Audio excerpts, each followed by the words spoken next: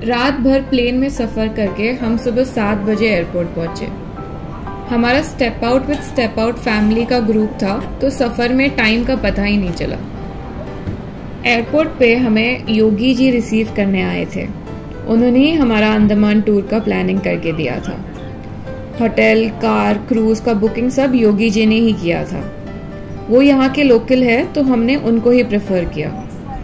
6 दिन में हमें किसी बात की तकलीफ नहीं होने दी।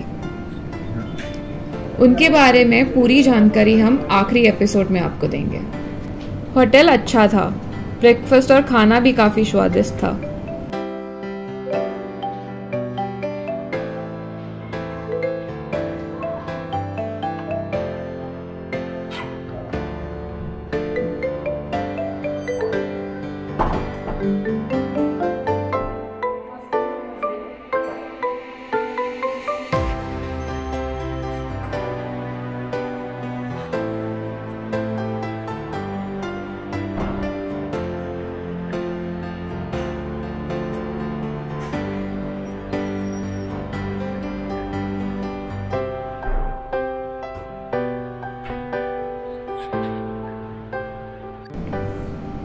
थोड़ा रेस्ट करके फ्रेश होने के बाद हम अंडमान जो देखने आए थे वो सेलुलर जेल देखने निकले। बचपन से स्वतंत्र वीर सावरकर के बारे में पढ़ा था, वो जगह देखने का आज हमें मौका मिला। यहाँ आने का टाइम रोज सुबह 9 से 5 बजे तक रहता है। उसके बाद शाम को 5:20 को लाइट एंड साउंड शो शुरू होता है। आजादी के लिए शहीद हुए थे, उन सभी के रेस्पेक्ट में बनाया गया स्मारक है। वो जितना एरिया कवर्ड है वहाँ पे जो है पहले एक लकड़ी का बिल्डिंग था, जो बेसिकली उन दिनों फ्रीडम फाइटर्स के लिए हॉस्पिटल हुआ करता था। टूटने के बाद उसको 1985 में शहीद स्मारक का शेप दिया गया। सिटिंग अरेंजमेंट ये लाइट एंड साउंड शो के लिए है।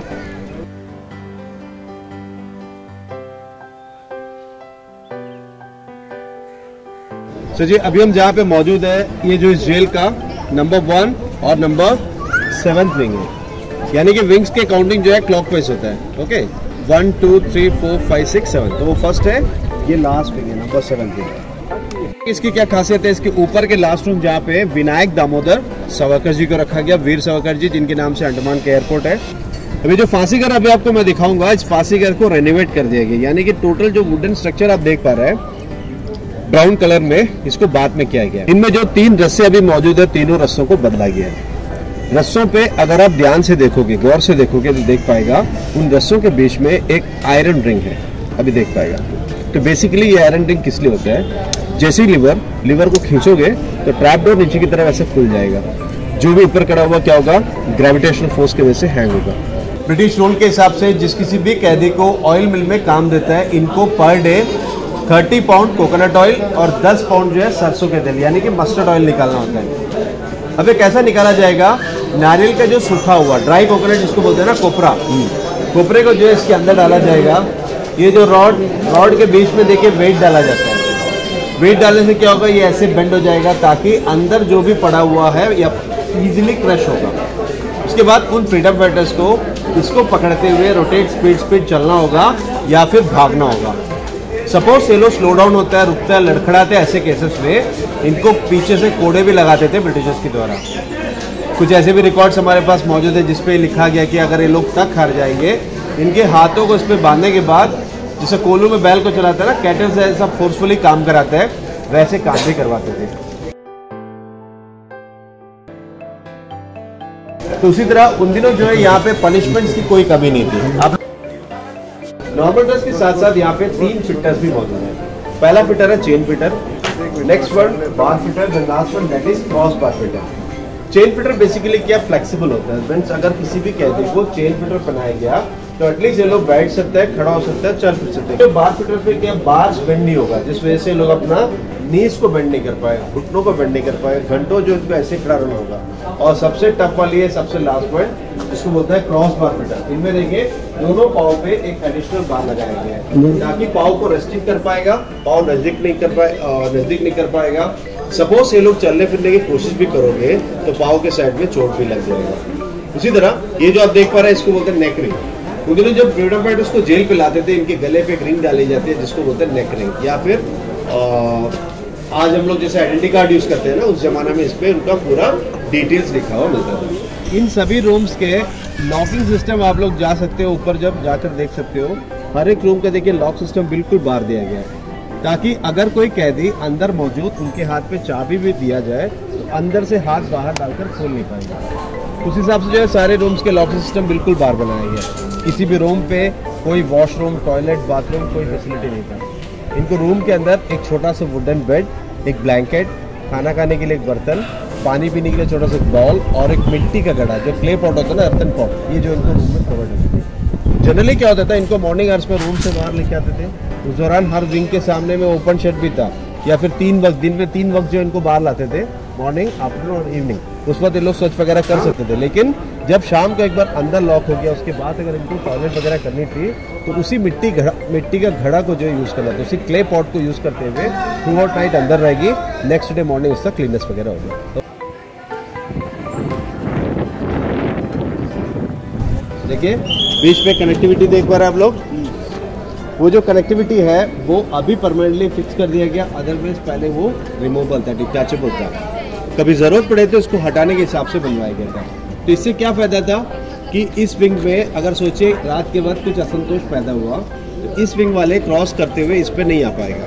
उस हिसाब से जो है सारे विंग्स को सेंट्रल टावर के साथ जोड़ा हुआ है। दोपहर में हम कॉर्विन कोव बीच देखने चले। यहाँ पर बीच के साथ जापानीज बंकर भी है जो सेकेंड वर्ल्ड वॉर में तबाह हुए, और बीच पर फूड फेस्ट भी था, तो वहाँ का माहौल बेहद खूबसूरत लगा। इसके बारे में एक अलग सा वीडियो बनाएंगे। ये बीच का मजा लेके हम फिर शाम को सेल्युलर जेल में लाइट एंड साउंड शो देखने पहुंचे। सेल्युलर जेल का नाम किस लिए रखा गया Cellular Jail? Lots of cells के वजह से। एक रूम को जो है यहाँ पे एक सेल बोलते हैं। इस जेल के अंदर पूरे 693 रूम्स थे। मल्टीपल सेल्स की वजह से इस जेल का नाम सेलुलर जेल रखा गया। और अंडमान को काला पानी की सजा किस लिए बोलते हैं? एक्चुअल जो वर्ड है वो है काल पानी का सजा। काल एक संस्कृत शब्द है जिसका मतलब होता है टाइम, समय, डेथ। यानी कि वंस अगर यहाँ पे किसी को भी लाया गया तो यहाँ से उनका बच के जाना नामुमकिन था, उनका मौत यहाँ पे निश्चित था।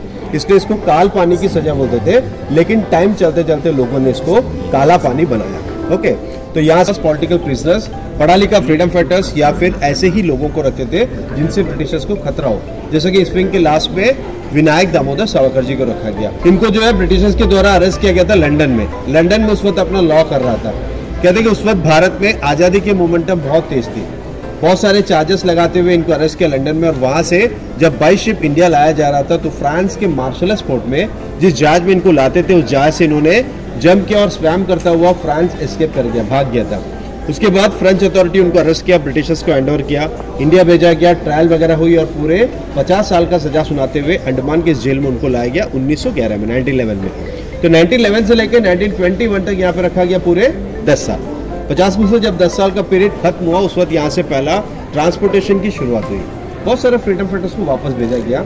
इनको भी यहाँ से शिफ्ट किया गया महाराष्ट्र के रत्नागिरी जेल। सॉरी, अगले 3 साल तक रत्नागिरी जेल में रहने के बाद 1924 में ब्रिटिशर्स के द्वारा उनको नजरबंद करते हुए रिहा किया। यानी कि कंडीशन दिया गया कोई फ्रीडम स्ट्रगल या पॉलिटिकल एक्टिविटीज में अनदर 5 इयर्स तक पार्टिसिपेट नहीं करना। ऐसे में जब एक बार रिलीज होने के बाद सावरकर जी 1966 तक जिंदा थे। 66 में इनका निधन हुआ जब इनका एज था 83 ईयर्स। इन सब स्वतंत्र वीरों की कहानी सुन के मन हिल जाता है।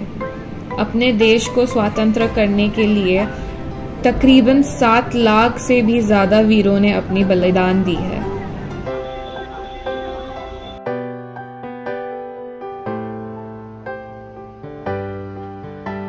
हमारे रेट्स यहाँ पे सीजन के हिसाब से 5500 स्टार्टिंग रेट होता है।